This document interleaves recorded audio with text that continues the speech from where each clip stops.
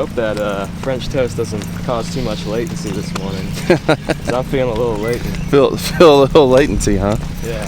French toast for breakfast. Yeah. I mean, it's delicious. It's great, but then you're like, but then, yeah, carb cakes. All right, so today I wanted to talk about some of you who may want to like get involved with doing camps or any kind of worship gig, I'll say, outside of your normal Sunday morning thing. Like, how do you go about it? If you don't have any experience, well, I figured I would share some of the things that lead up to leading at the camp, just to give you some wisdom, pass on some of the things I know.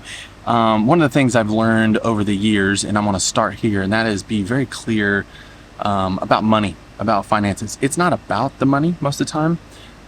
Like for me, it's not all about the money, but I like to be super clear up front about money. That way expectations are set with the camp or whoever is hiring, and clear and expectations are set for the band. So I never like, and I always say this to the people asking, I never like asking someone about an event unless I can be upfront about how much money it will be. So that's one of the first things we talk about, like, hey, what do you want? And then the next thing we talk about is budget with the money. So we're still under money. I always ask them what their budget is, and because somebody may want a full band, 5-6 piece band, but have the budget for less than that. And so you can always be realistic. That's how I like to approach things, and not be like, well, I need this amount of money, but just say, tell me what your budget is, and I can like tell you, what that gets you.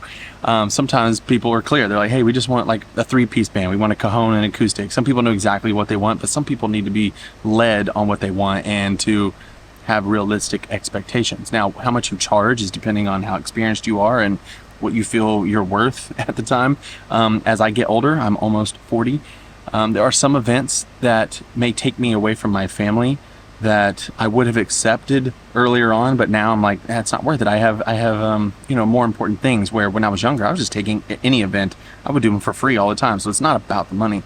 And for me, it's still not about the money, but it is about time away. And if the money is worth me being away from my family so I can enjoy time with them later, that's how I kind of weigh things. And so figure out what it would take for you. And then you also think about your band and who is in your band. I like to take care of my band as much as possible, so I try to get them as much money as I can so that they want to stick with me and keep doing events with me. And so just to give you a ballpark, I try never to accept anything less than like $100 a session.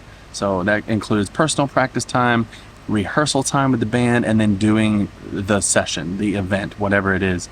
And so if your event has multiple sessions, well, it's going to be that. So if they have a $500 budget, well, for one session, you can afford 5 people, let's just say. That's just a ballpark thing. If there are 5 sessions and they only have a $500 budget, well, that is one person per session. So you get what I'm saying. Set your price. That's kind of like how I think about it. The other reason I like to get good money for my team is so that I can hold them accountable too. When people do things for free, there's only so much you can demand out of them. And when we play, we want to play to the glory of God. We want to do a good job. And when you get paid well, you kind of have a sense of ownership over it, and it makes people play better. They're more invested in practice time. But when you are not getting a lot of money, or you feel like you're not being appreciated, that can tend to have people, I'm not even talking about attitudes, but it tends to correlate directly with how much time is spent in practice and rehearsal. So take care of your people. If you're the leader, take care of the people you have in your band.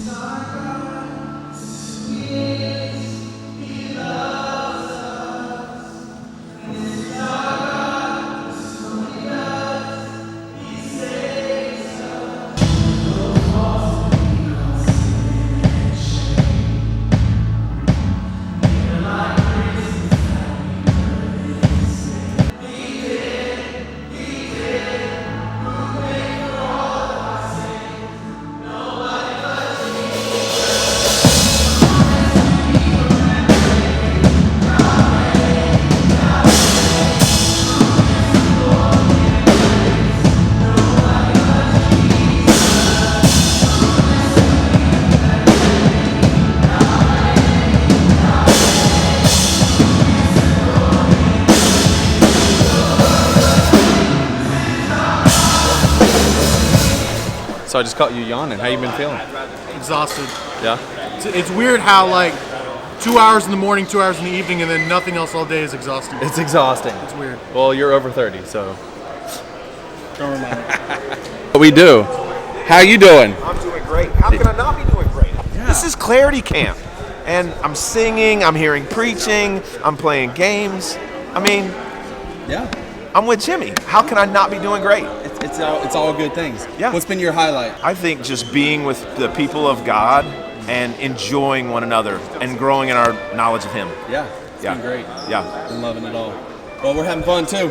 Excited for more. We're only halfway through. Let's go. Let's go. All right, so yeah, we're just between sessions, but I wanted to show y'all how we're doing the Ableton tracks. All right, so what we've decided to do for this year's Clarity. Last year, I made like an Ableton set for every session, but this time I just dropped a bunch of songs in here so you can see the songs, and I just labeled them numbers and then mapped them with the key, and then I just gave the drummer like, hey, we're gonna play 2, 4, 6, and then I ran out of numbers, so we went to lowercase letters, E-R-T-Y. How many songs do we have in here? All the way through I. So anyways, that's what we decided to do, and it's worked really well. So we can just change things last minute, because I knew that happened last year, where sometimes people will be like, hey, our message is going to change tonight, we want to change the set list. This time we can just call out numbers, and the songs are already assigned.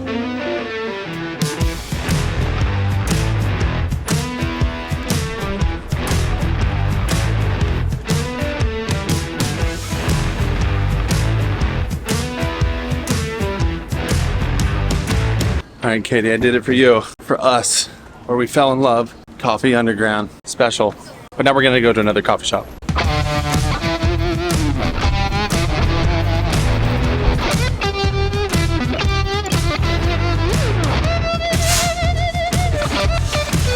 Show us your budget.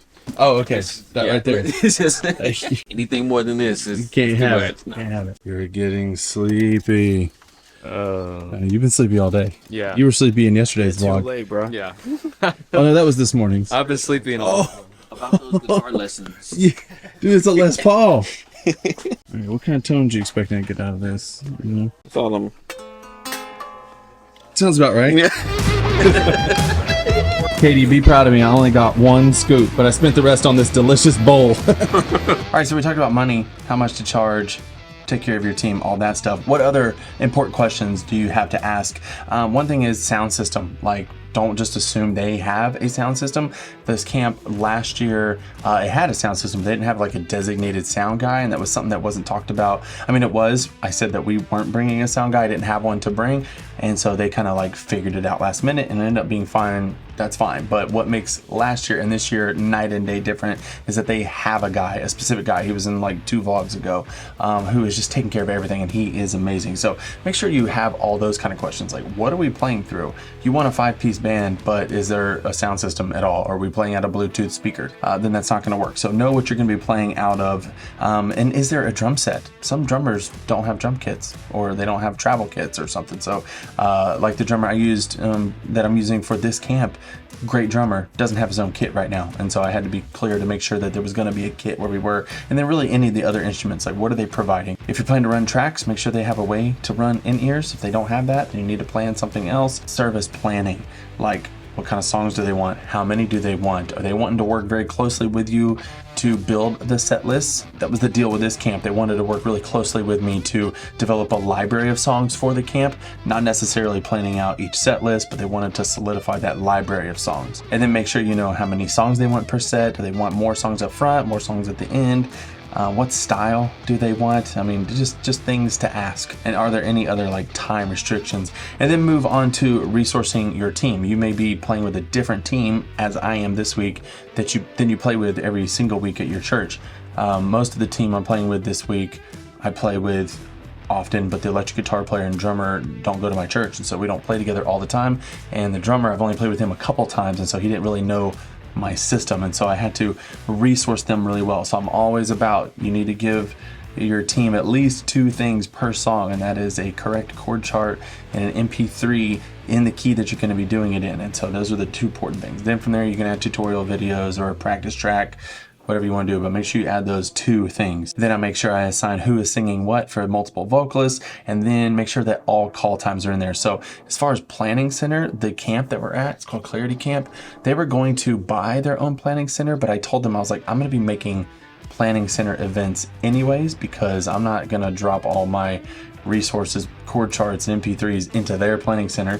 I may change that next year. They may, like, if they wanted to use 2 separate planning centers and we just stick to ours for the resources and then use theirs for the like service order and just plug in the names of the songs rather than having to have all the details. But I think the lyric people are actually getting the lyrics from my planning center account. So it was just easier for us to just use my planning center account. So if you have the room, you can do that. I made a special folder and gave them permissions just within that folder, so they're not messing with our church's stuff. So I have a folder called gigs because I get invited to play, and I want to use the church's account because it has all the resources in there, and so it doesn't mess with any of the other folders. I can make them editors of that folder and it not affect anything else in the Planning Center app. And I think I just said this, but make sure all the call times are well communicated. I put all that in Planning Center just like I do on a Sunday normal rhythm, where I band load in, sound check, rehearsal, and then the correct call time, so everybody knows when and where to show up. Just being overly clear with those communication details will really set people at ease. And then last thing is just lead worship well. Pray for the event. Think about and pray about the kids whose lives will be changed that week or that event that you're leading worship at. Treat it like a worship service. That's what it is. It's not a gig. That's the difference between you and I, who are worship leaders, and a gigging musician, is that we're leading worship. We're not there for the music. We're not there for the purpose of the music. We're there to sing with other believers. And so make sure that's the same goal that you have in mind. Make sure that's the thought process that you're thinking through. Like, this is not a gig. This is a special event where I'm brought in to lead people in singing to their creator. And that's it. Oh, and just an update from yesterday's vlog. These I was very impressed with. I still am just blown away by the Simgot AE 500s. I let our keyboard player use them. He liked them. And then I'm letting my bass player use them tonight. So great reviews so far all the way around the band. And I'll keep passing them around while we're here. We get to play a lot of different sessions, so we get to try a lot of in-ears. Okay, see you in the next video.